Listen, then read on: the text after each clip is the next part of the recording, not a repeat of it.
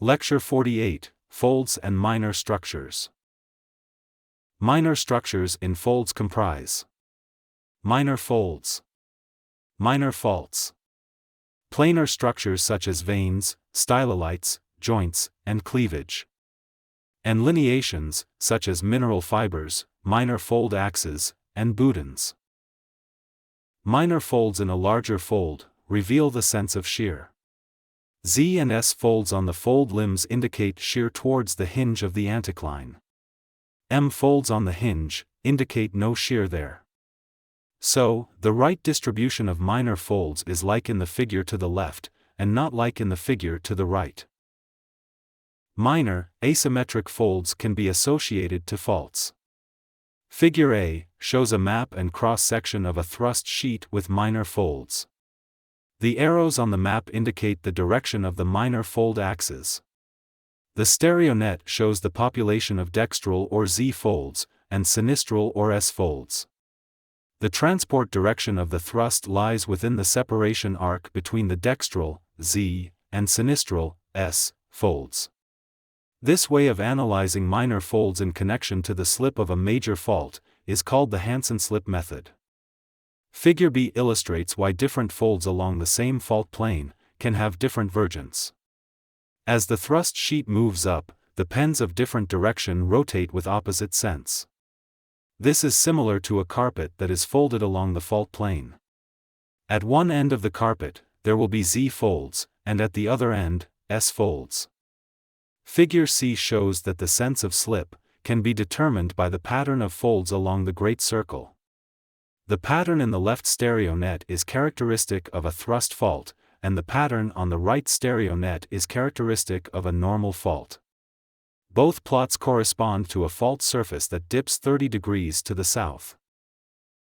This is an example of the application of the Hansen slip method to the Champlain thrust, in Vermont. Note that the minor fold axes lie close to the plane of the fault. The small arrows on the fold axes in the stereo-net show the sense of rotation of the folds, viewed down plunge. This sense of rotation reverses across the direction of fault slip. The pictures show the Champlain thrust. The hanging wall rocks are Camber-Ordovician carbonates, which are over Middle Ordovician shales of the footwall. The grooves on the fault surface are parallel to the direction of slip determined by the Hansen slip method. Cleavage is commonly related in a systematic way to folds. When this occurs, the cleavage planes are nearly always parallel or subparallel to the axial surfaces of the folds. This is known as axial planar cleavage. If examined in detail, the cleavage is not exactly parallel to the axial surface everywhere, but changes its orientation as it crosses beds with different competence. This produces a fanning of the cleavage across the fold. In a layered sandstone and shale sequence, the cleavage is more nearly perpendicular to bedding in the sandstone, and bends to be at a more acute angle in the shale. This is known as cleavage refraction. Here is one example. The cleavage in the competent layers is nearly perpendicular to bedding, while in the incompetent layer, it is at an acute angle to bedding. The picture to the right is an outcrop example. Notice how the spacing of the cleavage is different in the competent layers, in comparison to the incompetent layers. Cleavage can be very useful when doing field work in a poorly exposed region with overturned folds.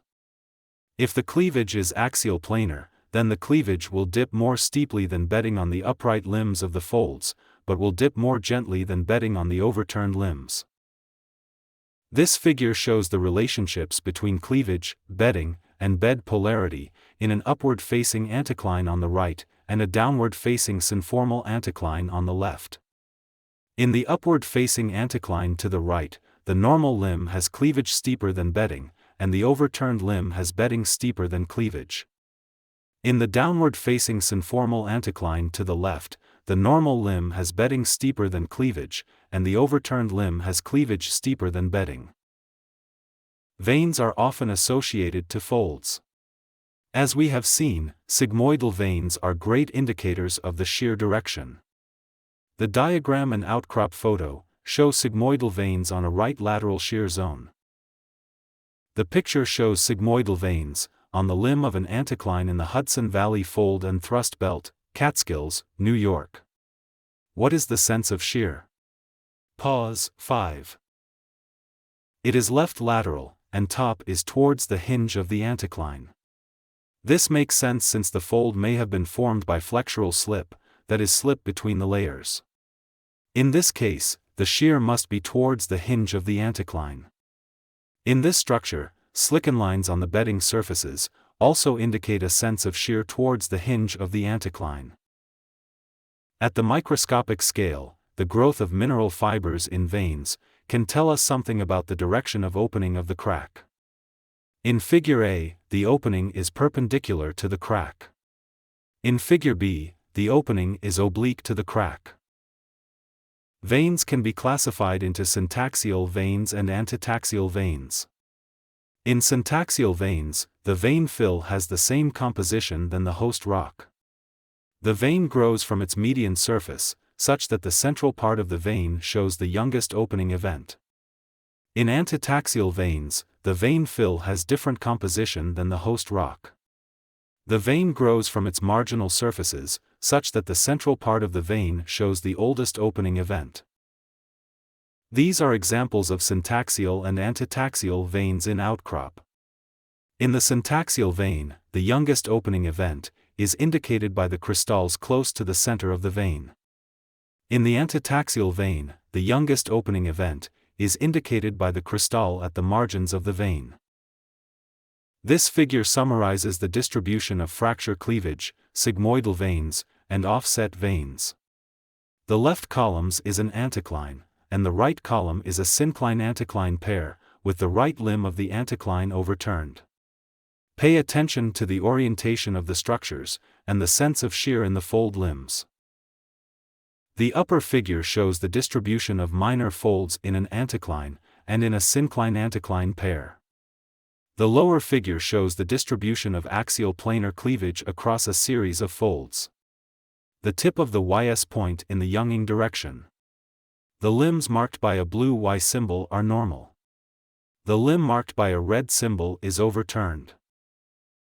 Fractures can be formed by several processes, including burial, strained by folding or faulting, unloading and erosion, and cooling.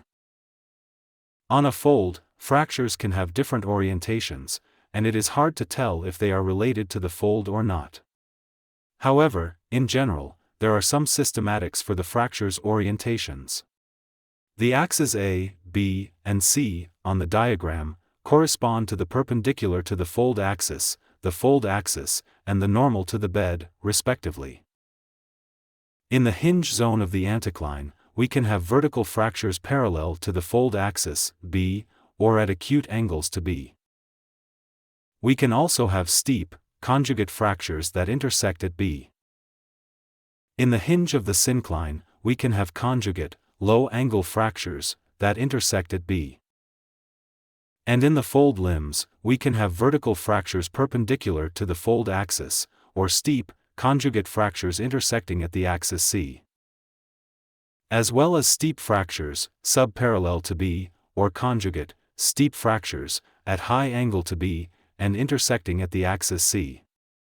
As I said, it is not easy in the field to determine all these relationships. Also, sometimes, it is hard to tell if the fractures are related to the fold, or to another event such as burial or exhumation. To learn more about this topic, read Chapter 12 of Fossen, and do his e-learning module on folding. And answer these questions.